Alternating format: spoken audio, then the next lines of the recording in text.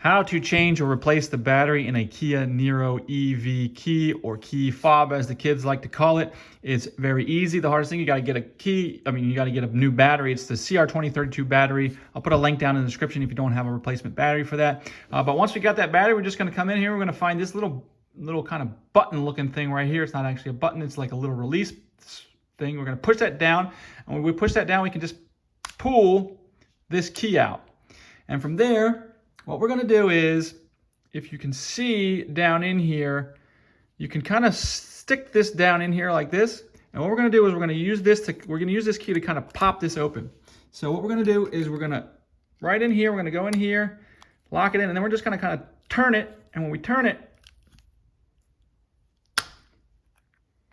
that's going to pop that open.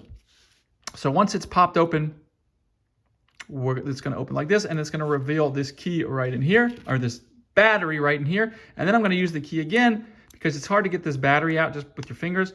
Use this key again to just kind of pop that open.